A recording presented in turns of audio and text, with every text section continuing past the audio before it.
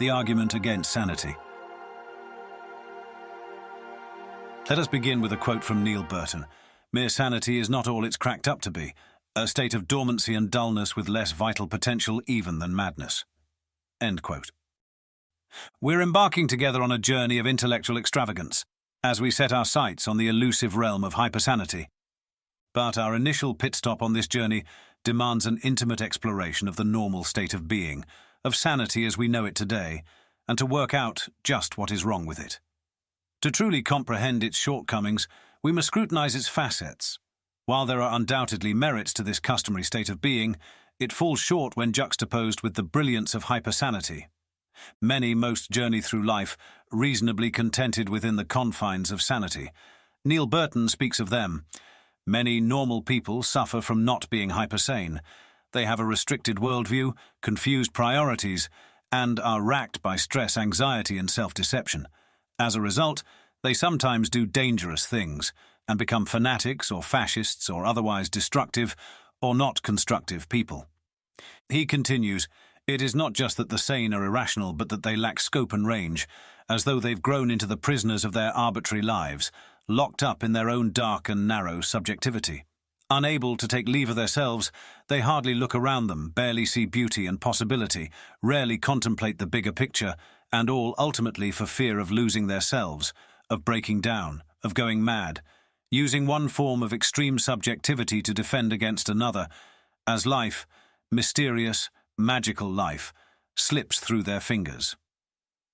But there exist those, you perhaps, who are drawn towards an alternate realm, a loftier plane, a crew of disparate individuals scattered across the globe who feel the call of the wild, the pull of the cosmic unknown. A frustration simmers beneath the surface, first irritating, then perhaps maddening. Some turn to the siren songs of substances, the allure of high-stakes games, or the seduction of desires both sensual and taboo. All desperate bids for emancipation from the mundane shackles. Some completely lose their minds. But there is a better way. A more potent and purposeful path, a turbocharged, turbo-empowering route out, hypersanity. The chapter coming is much less colourful than the others throughout the series, like shifting from neon lights to grayscale.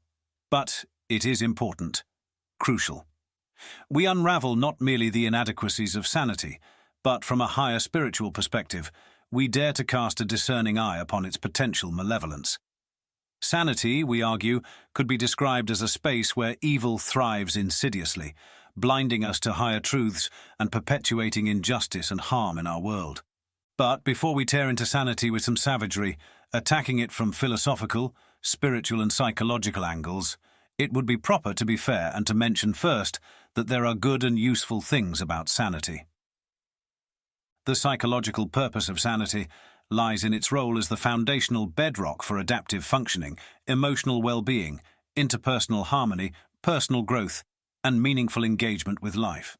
By maintaining a clear alignment with reality and cultural norms, sanity can foster effective decision-making, balanced emotional regulation, constructive relationships, resilience in the face of challenges, and the pursuit of personal passions. It enables individuals to navigate the complexities of existence, contributing to a stable sense of identity, higher cognitive functions, and an overall enhanced quality of life, while facilitating positive contributions to both personal growth and societal well-being. But found in the above paragraph, which seems so full of benefits, we find the great limitation of sanity, maintaining a clear alignment with reality and cultural norms. The question we have to ask ourselves is, do we actually want to be aligned with cultural norms? Is it going to benefit us? And what is the reality we are actually aligning to? First, let's take a look at what reality and cultural norms actually are. The reality we perceive and inhabit is a construct formed through the intricate interplay of sensory inputs, cognitive processes, cultural influences, and individual interpretations. Our minds gather information from our senses, which is then filtered, processed, and shaped by our beliefs, experiences, and societal context. This amalgamation of internal and external factors creates a subjective representation of reality, unique to each individual. This constructed reality forms the foundation of our perceptions, interactions, and understanding of the world, serving as a lens through which we navigate, make sense of, and engage with our surroundings. The first major problem with sanity, then, is that our vision of reality can be distorted by cognitive biases. These are tendencies or patterns in our thinking that can lead us to make decisions or judgments that deviate from rational or objective assessments. These biases are common and often influence how we perceive and interpret information, affecting our understanding of the world around us. In the context of sanity, cognitive biases can play a significant role in shaping our beliefs, reactions, and behaviors, sometimes leading to misunderstandings, flawed judgments, or irrational choices. Cognitive biases are primarily subjective in nature. They arise from the inherent quirks and imperfections of human cognition and perception. These biases reflect the systematic patterns of thinking and judgment that individuals develop based on their experiences, beliefs, emotions, and social influences. There are certain aspects of how we perceive reality that are objective, and some which are subjective. While two people look at an old, crumbling house, one could see it as a liability that needs to be written off, and another could see it as an exciting opportunity, already envisioning how the house will look when revitalized into a new glory. Neither are wrong, but they are living in the same objective reality, standing in front of a building, and in different realities subjectively. Thus, the idea of what reality is very much falls apart as a complete construct. We could say, though, that having a handle on objective reality is what we're searching for. However, even this is problematic due to the complexity of reality. Objective reality can be complex and multifaceted. It may involve intricate systems, scientific principles, or philosophical concepts that are challenging to grasp fully, leading to differing interpretations. In our quest for a firmer grip on reality, we encounter the enigma of perceptual relativity.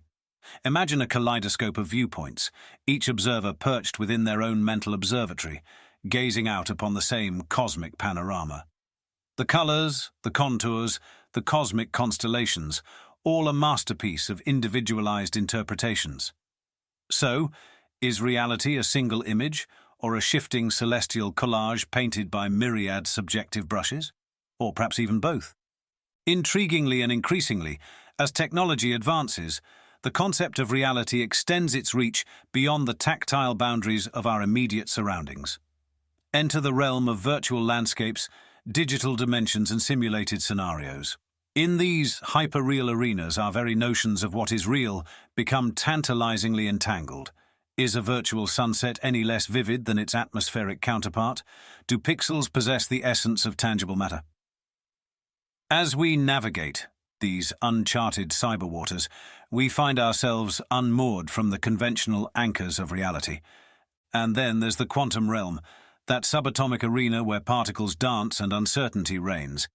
In the realm of quantum mechanics, which governs the behavior of particles at the smallest scales, particles like electrons and photons can exist in states of superposition, meaning they can be in multiple states or locations simultaneously. This inherent uncertainty is a fundamental aspect of quantum physics. When a measurement or observation is made on a quantum system, its state is said to collapse into a particular outcome, revealing a definite value for the observed property. This phenomenon is often referred to as the measurement problem.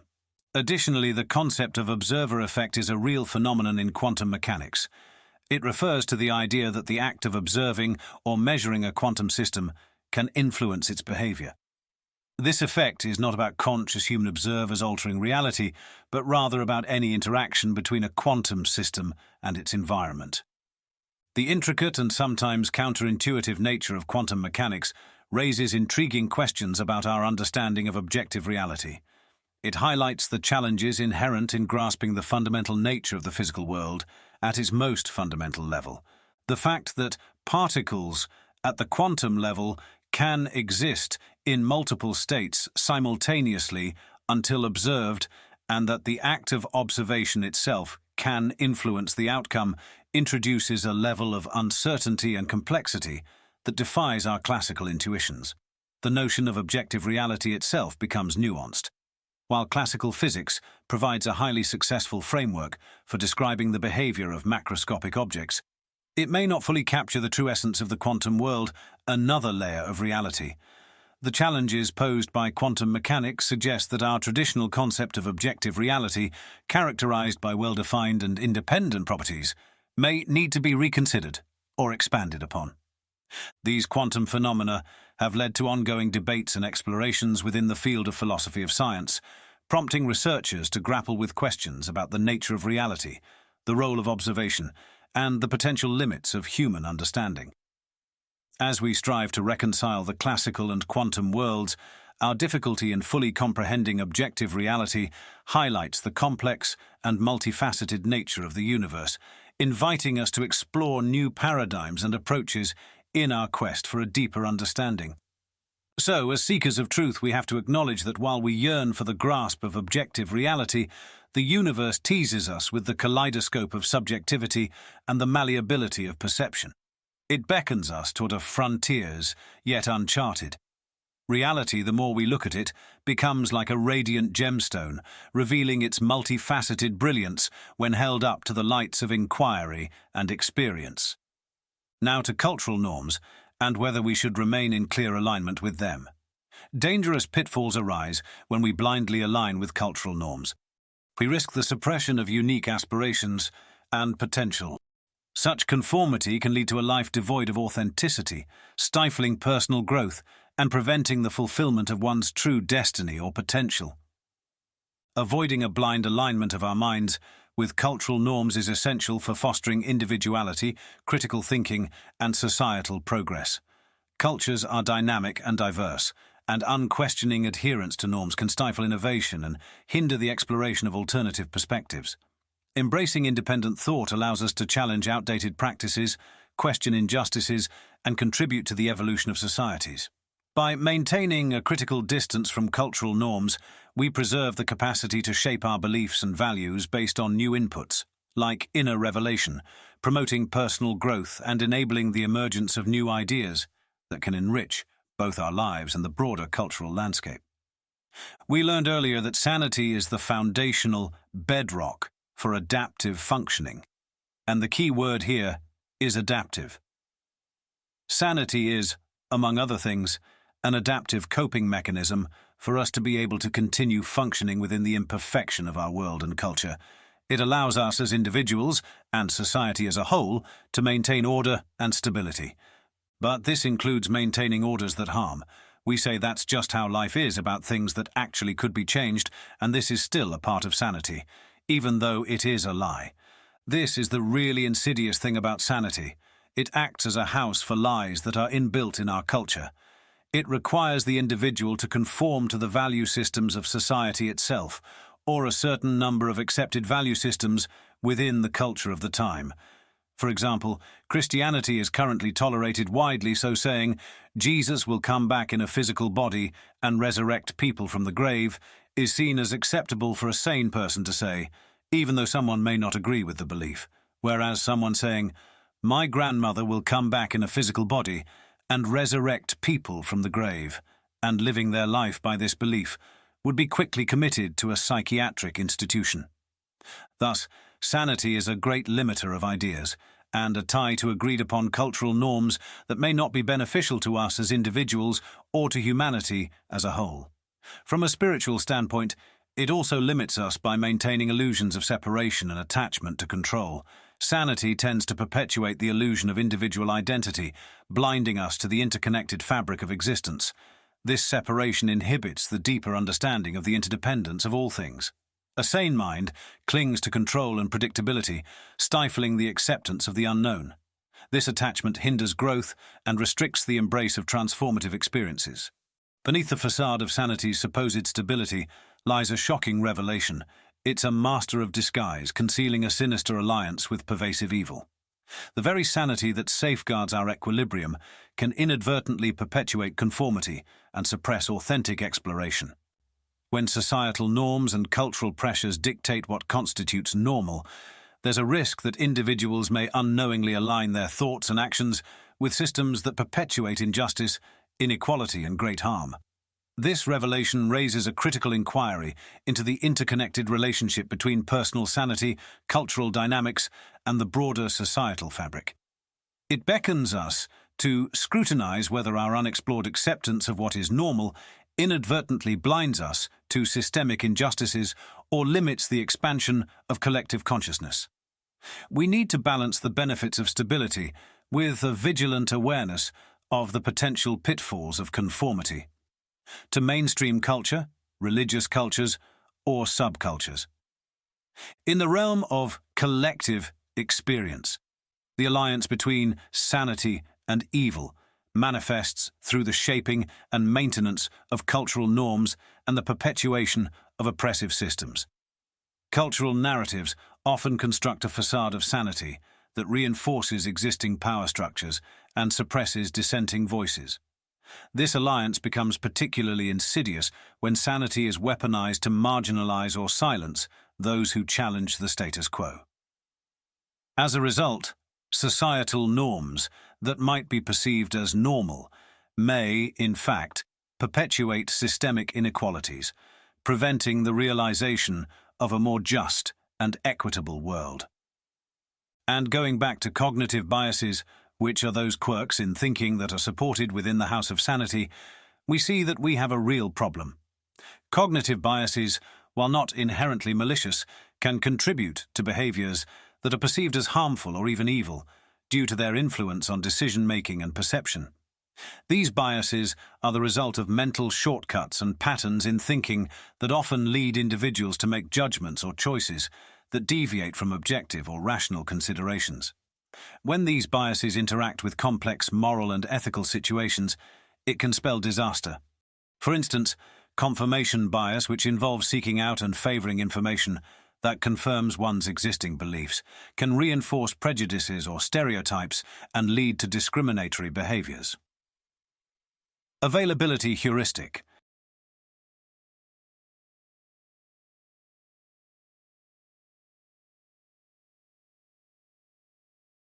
Where people tend to rely on readily available examples or information, can lead to overestimation of risks or making decisions based on emotional reactions rather than careful analysis. In-group bias.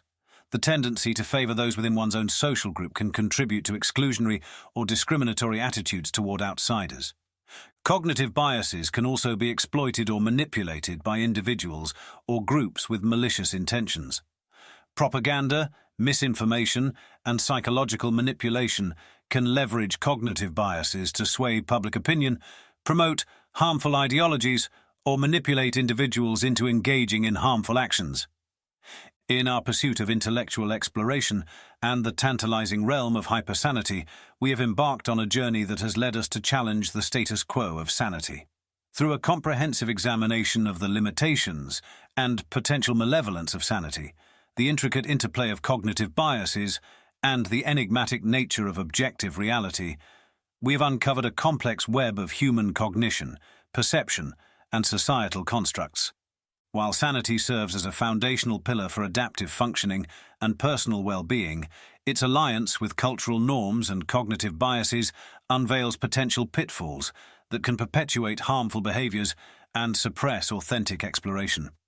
This revelation prompts us to question the balance between stability and conformity, urging us to embrace the transformative potential of hypersanity.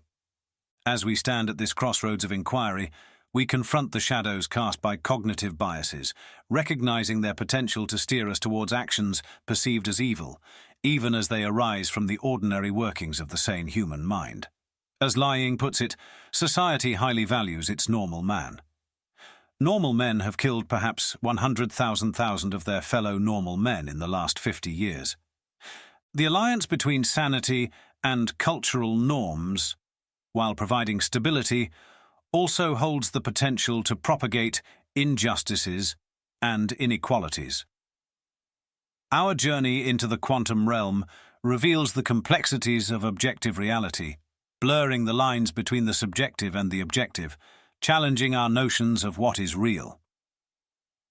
Amidst these complexities and revelations, the beacon of hypersanity beckons with the promise of liberation from cognitive distortions and a clearer, truly compassionate perspective.